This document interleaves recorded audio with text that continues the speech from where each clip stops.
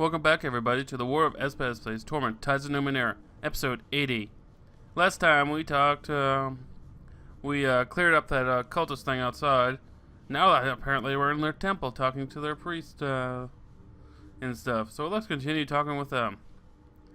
Tell me how Chilla found her way to the bloom. Tell me. There we go.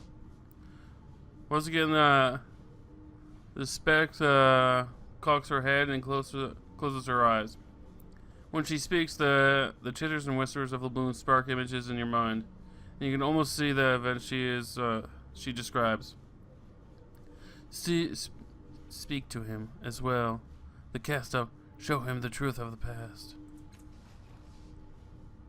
Look up, up, two orphans climbing the cliffs towards the manor high above. In your mind's eye, you see a brother and a sister in their late teens as they scale sheer cliffs of Sigis. Above them, carved from the natural rock, looms a great walled house. It belongs to a woman, the boss of Sigis and mistress of the bloom, she who killed their parents and took their birthright for herself.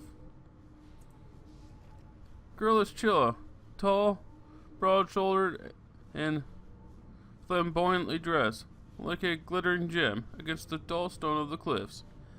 Boy is her brother, Shade, slender and quick, cowled in black. Keep listening. Through the underground window they climb, slipping into the garden beyond. There at its heart is the artifact, their birthright. In your mind's eye, Chilla and Shade crouch on the ledge. You can see the artifact as they must have a metallic cylinder fitted into a strange device. She leans forward, so eager to see what is rightfully hers, but the ground turns slick and she falls toppling into the garden, close enough to the artifact that she can almost reach, but she is snared in a net of rainbow light. You can see Chilla crumpled under the strange net, trapped, calling her brother. Shade watches from the shadows. He makes no move to help. Keep listening. Betrayed, hisses the speck. Led into a trap by her twin. But if she couldn't have the artifact at least, she could touch the speck. Voice strains, and as it does so, you can feel Chilla straining, reaching a hand through the net. As her hand brushes the artifact, it flares with bright light, and it is gone. But not gone. Not really. It's a part of Chilla now, changing her slowly from within. She can sense the change, but she doesn't know what it means. Not yet. Not as they lead her away. You catch a glimpse of Chilla being led in chains from the great house. She's cast into the bloom as a slave, and there, the speck smiles softly and warm. She meets me.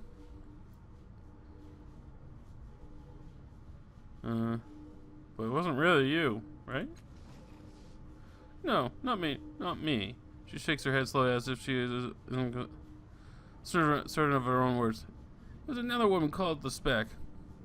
My namesake. The insignificant Speck. That's who she was back then.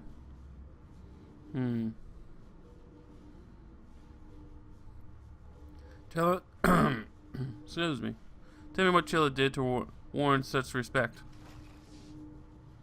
In the dark, in the bleeding guts of the bloom, a score of young women crouch in a cell carved from the living flesh of the bloom. You can barely see the girls in your mind's eye. Thin and tired, huddled against the fleshy walls beyond bound in chains. Who they were before doesn't matter. They're slaves now, doomed to labor in the dark. One day, someone new is brought to their cell, and chained beside a small girl who calls herself the Speck. The old woman smiles. The new slave says her name is Chilla. Even in chains, she meets the guard's eyes, and they look away. Already, the bloom whispers in her ears. Chilla places her hands upon its flesh, and strokes a bargain. Keep listening. You owe us, Chilla whispers to the bloom, for the slaves you've eaten, for the speck's arm that you devoured. You owe us something in return. The flesh trembles beneath her hand and opens. Beyond is a chamber full of weapons. You catch a glimpse of Chilla passing blades and stronger armaments to the other girls in her cell. Chilla picks a glowing hammer for herself, or maybe the bloom does. It fits her hand like it was made for her, and it never leaves her side again. When we gather together, we make our plan to escape. Keep listening.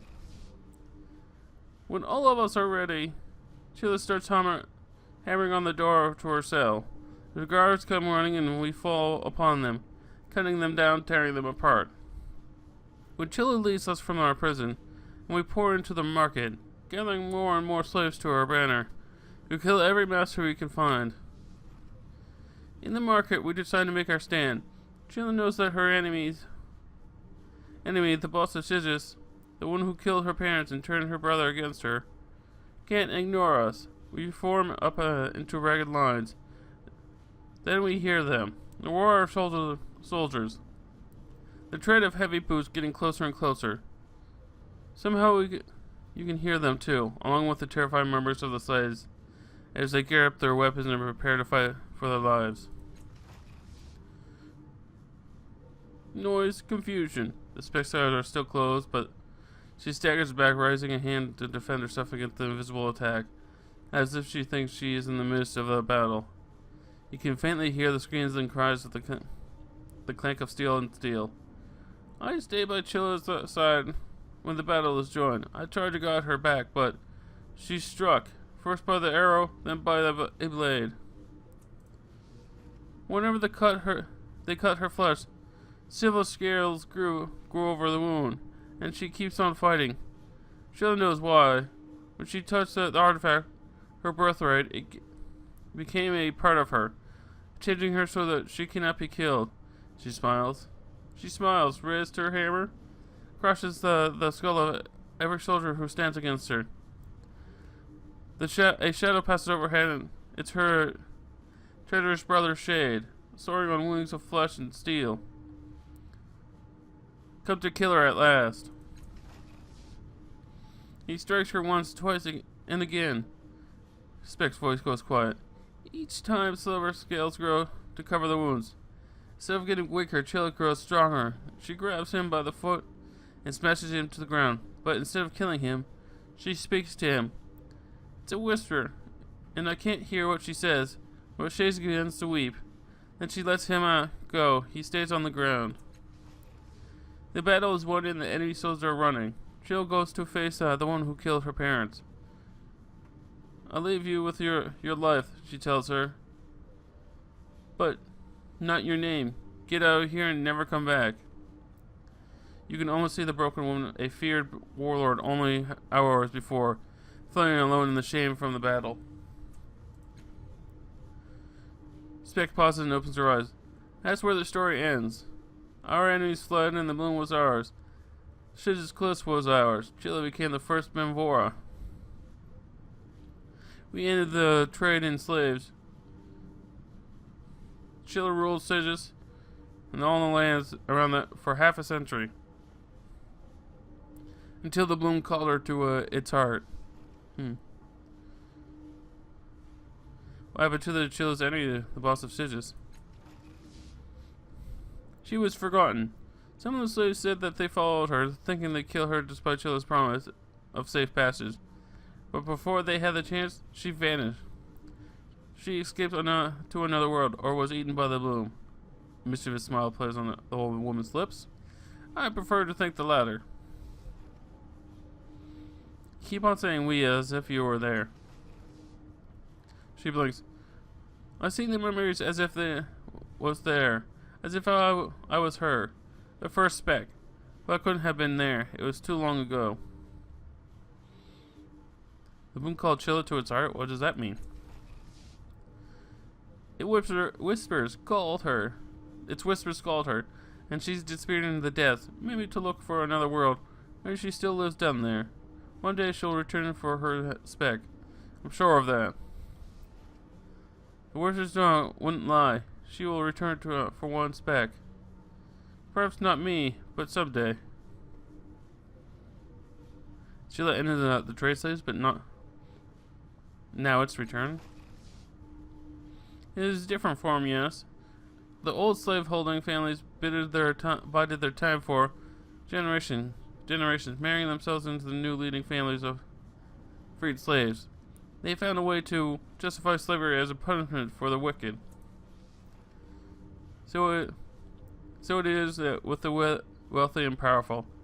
They're more like bloom flesh than they'd care to admit. Stubborn, enduring, difficult to kill. Alright, cool. I want to know more about you. Her small hand unfolds on the stump of her missing arm, a self-conscious gesture. I'm only a speck, a mote of dust, easily missed. Nothing important, just save for the words I speak. The stories I tell to those who would hear them. But I observe much that passes in the bloom, and I hear still more in its whispers. The whispers? You hear the voices of the bloom? So they are. Her eyes glittered. A lot of people hear them, but none as clearly as me. How'd you lose your arm? I didn't. She did. She did. The first speck. The insignificant one. Wait, your arm is missing. Look. Woman glances down at the stump of her arm and a shocked expression crosses her face. I must have forgotten. How strange. She calls her head and addressing whispers that only she can hear. Did you eat it? Did you? After a few moments, she frowns and turns back to you. Nothing. They don't answer me at all. Alright. Neat, I guess. Is this a place of worship? Not really. People come to be close to the bloom because its mind is strong here. They leave offerings. She waves a stub to the nearby slab. Valuables. They've stolen trophies of their kills. Proof that they're hunters, not prey.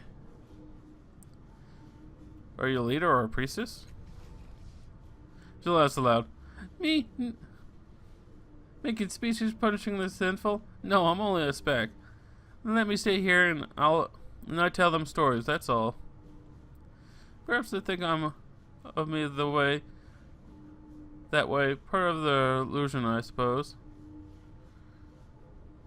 What sort of people leave offerings? Bloom cultists most of all, but also guides, scavengers, merchants, who fear to lose their precious cargo. Travelers from the other worlds in the Mimvor before she lost the favor of the bloom. She'd heap the offering stone with the heads and hands of those who she killed. So haughty she was back then. So sure the bloom loved her, and think would never change. Oh, woman tis, nothing is forever in the bloom. What do bloom cultists believe? That the bloom is a god, not a very kind or benevolent one, of course. She smiles. Some seek an illusion of safety by redefining the things that they fear.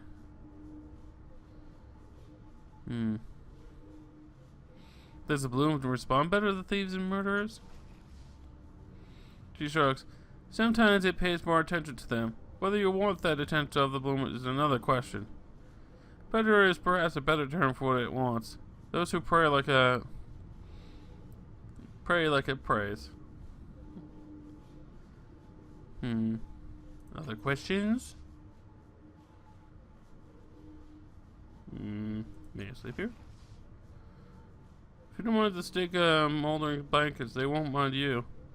Shoulder tell him. My hospitality is a price. 45 gems for each guest. Each guest? Jeez. No. Never mind, let's talk about something else. Alright. Neat. Bloom cultists, Ridgeman, Bloom cultists. I'm pretty sure the Bloom cultists won't say anything important. Nope. Well, this person is a named person, so let's talk to them. You have a name, that means you matter. Apparently not. That guy has horns. Where's when you have horns? Just so you know. Alright, I guess I can't really do much. If you're sure it's safe. Let's check this out. Slab of pitted stone sits in the center of the shrine. Heap of motley display of offerings, judging by the accumulated dust and filth, it's been here for decades or longer. Search for the offering that was left by Changing God. Aha! Success! You casually inspect the offerings carefully, not to seem like you're planning to steal anything. Fortunately, something quickly catches your eye. The sharpened edge of a metallic device, half buried under the pile. Its unusual shape evokes a feeling of familiarity. It's certain that this was the offering left by the Changing God. You suspect that it's a mirror caster. Yeah. Examine the offerings. Objects on the slab are a bizarre mixture of trophies left by visitors on the shrine. To the shrine, many of the offerings appear to be food of the most ghastly nature. Candied eyeballs, amputated fingers and claws, and little cakes and pies, and pudding made from other unidentified organs, probably all harvested from vanquished foes. You also see broken weapons, severed limbs, and a scattering of silver items, little pots, cutlery, buttons, and other discarded scraps of the metal. People have obviously been living these offerings here for some time, and everything is jumbled mess. See, I want to take the mirror caster, but it's going to be super bad probably. But the mirror caster is going to have a story. Oh, make this painful, but I want to know the story. I don't want to be the one to do it. I want her to do it because she has the best quick fingers. Aha! Good job, Bran. Wait until the spec's attention briefly shifts away, then seize the device from the slab, carefully knock any of the other offerings on the ground. The spec turns back towards you, eyes glittering, and you think you hear a faint hissing, growling noise beneath the whispers of the boom. Even though she says nothing, you suspect she and the boom know what you did. Yeah. The device is a single shape wrought from a zero steel, with the card sharpened projections on all sides, making it difficult to hold. It feels familiar to you, like a family heirloom that you've only heard about in stories, but always pictured in your mind. Somehow you know that it's a mirror caster. So let's try that mirror caster out. And it's single shape. Use. You throw the mirror caster and hold it before you. A sour thirst immediately overtakes you. Nameless and persistent, your hands shake. Your throat is drier than the sun bleeds stones. You pull the mirror within the device slices like a polished shining knife through the wretched cravings clutching at your throat. Inspect the mirror caster. Whispers rise from beneath the thirst. Thoughts trapped into not by the device itself, but the maze of addiction faithfully carved within the hollows of the mirror caster. One drink, one taste, will help me think. Why suffer? Why shouldn't I have what I want? I want this. I deserve this. You lift your one hand from the device, and the thoughts fade into irritable muttering. Enter the mirror.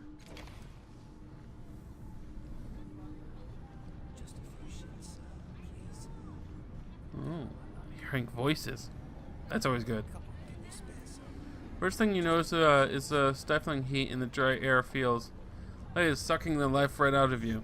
You stand in the middle of the crowded street. Enormous blue dome towers over in the distance overcrowded clay and thin steel buildings. Dome shimmers as if as the sunlight dances across the surface.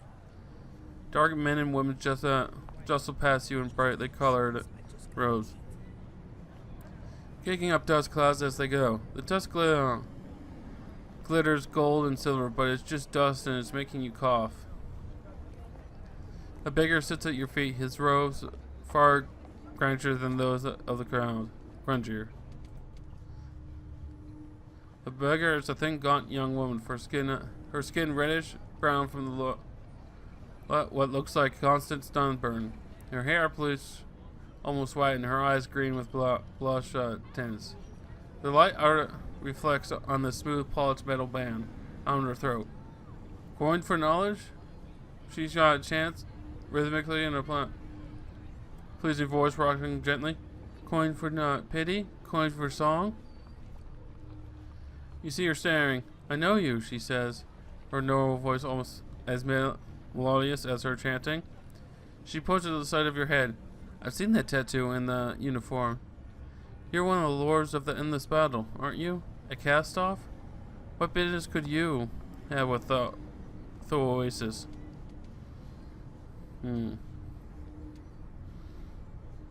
Try to remember whose life you're in. Your accoutrement jog your memories. His name is Bleh, I'm not even gonna try. An officer of the 1st Militia. A patch was torn from his uniform, suggesting he is actually a former officer. He was exiled when he refused to carry out Paja's orders. Whatever it was, he was shocked that Paja would have him do it. He never did get a satisfactory answer from her as to why. Several ornaments hang from your belt. A metal hand, an electronic eye, a dead power core.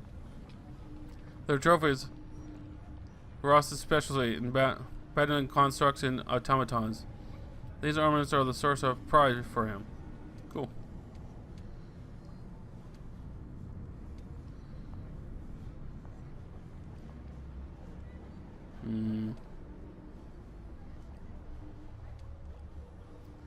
I don't know why, I'd be honest with her. I don't see that as a good thing. She's just a random person.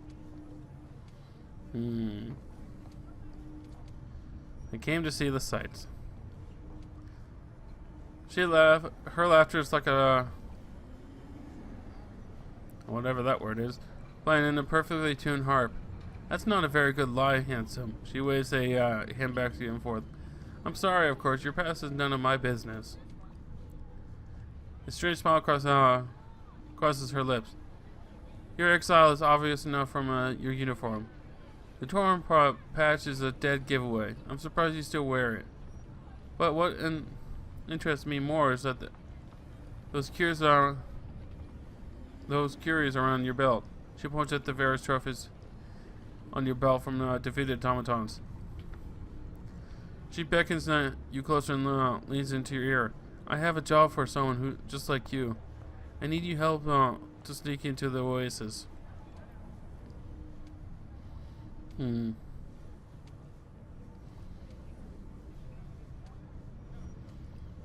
Yeah. Why do you want to get into the Oasis so badly?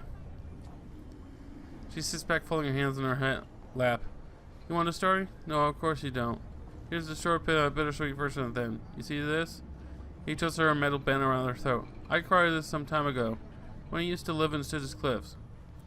I can't say what compelled me to wear it, but she laughed at her foolishness. I did, and it gives me the most beautiful singing voice, and is an odd bonus, the ability to breathe water. I began to go by the name Tide Singer.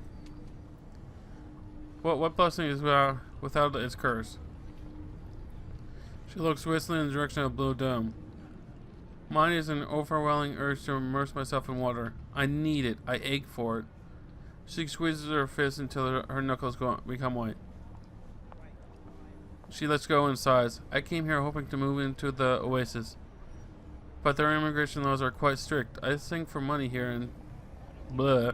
spending a day in blah whenever I have enough scrap together, but it's not enough. I need more. What do you need to sneak into the oasis? First time, blah, I see. Yes, I have to sneak in. Oh, for a handful of shins I can play outdoors for a day. Believe me, I do whenever I can, but how long I need to live there to be part of their waters. No shoulders droop, but the gibbers make it difficult. They fear what bending cultures might do, so they place heavy restrictions on who can immigrate. They patrol the borders and monitor the air-skin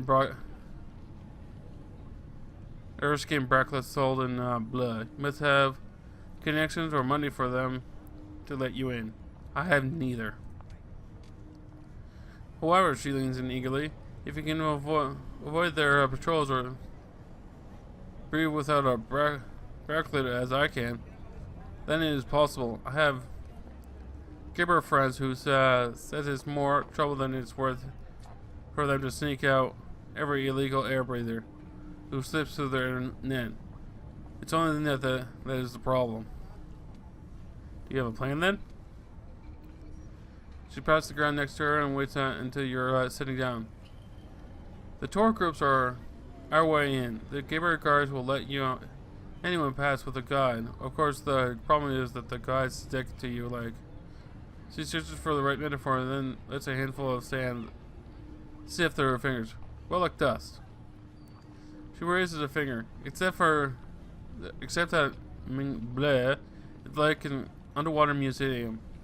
But it's so crowded that the guides simply hang out at their entrance, so we enter bleh with a group, then step away and hide ourselves in the bleh until nightfall. A shout crosses her face. This is the tricky part. The blah is guarded by a demon, an automaton from a prior world. She playfully flicks a construct's eye hanging from your jacket. But I suspect you know a thing or two about dealing with those, don't you? With your skills, we should be able to sneak past it, no problem. It sounds dangerous. What's in it for me? I thought you never asked. She slides she saddles closer to you. You were kicked out of the endless battle, yes? On the first side, if I'm not mistaken. She smiles at your surprise. You'd be amazed what you hear even on the streets of blah. I know a thing or two, including something very interesting about your Melissa. That's worth the risk. She sits back and gestures to your tattered earphone. Besides, what have you got to lose? Alright. I'm going to end the episode here, and next time we're going to finish with the Spearcaster. Hopefully. So until next time, remember, brace the chaos, so you go, man. Bye.